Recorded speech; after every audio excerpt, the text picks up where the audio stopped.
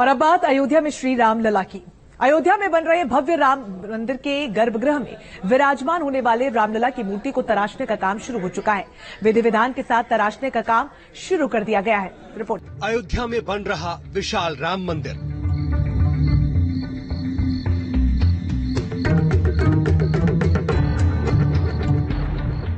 मंदिर में विराजेंगे अलौकिक रामलला।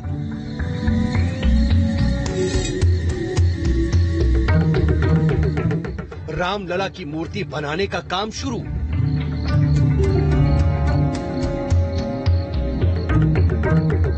रामनवमी के दिन सूर्य किरणें भी करेंगी दर्शन। 8 एकड़ में बन रहे अयोध्या के इस विशाल और भव्य मंदिर में अलौकिक श्री रामलला विराजेंगे। अब तक टेंट में रह रहे रामलला को अब इस विशाल मंदिर के गर्भगृह में विराजमान कराया जाएगा। रामलला को गर्भगृह में विराजमान कराने की तारीख भी तय है। अगले साल मकर संक्रांति पर गर्भगृह में रामलला की मूर्ति स्थापित की जाएगी। इसके लिए तैयारियां भी तेज हो गई हैं। भगवान राम की मूर्ति बनाने का काम शुरू हो गया है। रामलला की प्रतिमा आसमानी और ग्रे कलर के पत्थरों से तैयार होगी, जो देखने में काफी खूबसूरत होगी।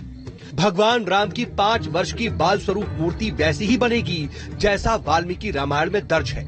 रामलला की मूर्ति की ऊंचाई 8.5 फीट होगी।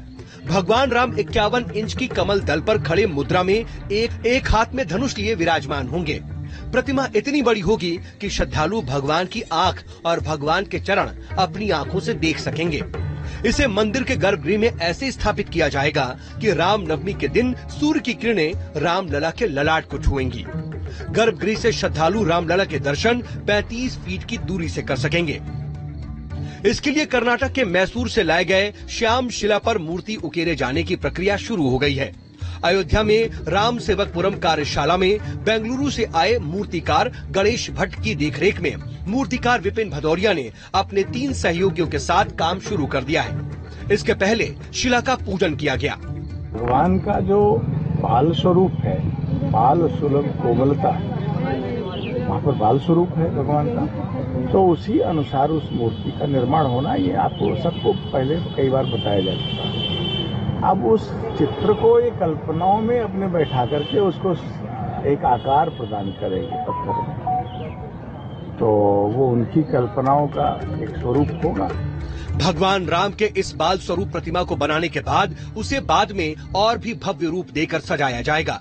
रामलला के हाथ में धनुष भी बाद में दिया जाएगा। अयोध्या के इस मंदिर में भगवान राम, माता जानकी और परम भक्त हनुमान की ही नहीं बल्कि उनसे जुड़े अन्य पात्रों की मूर्तियां भी बनाई जाएंगी। इन मूर्तियों को गीता प्रेस के श्री रामचरितमानस ग्रंथ की तस्वीरों के आधार पर गढ़ा जाएगा।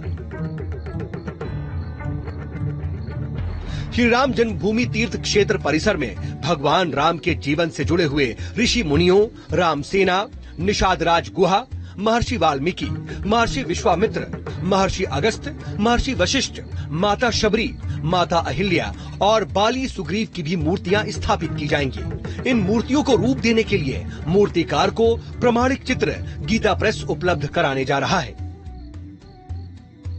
Team news nation. और अब बात कुदरत के कहर की, जिसको लेकर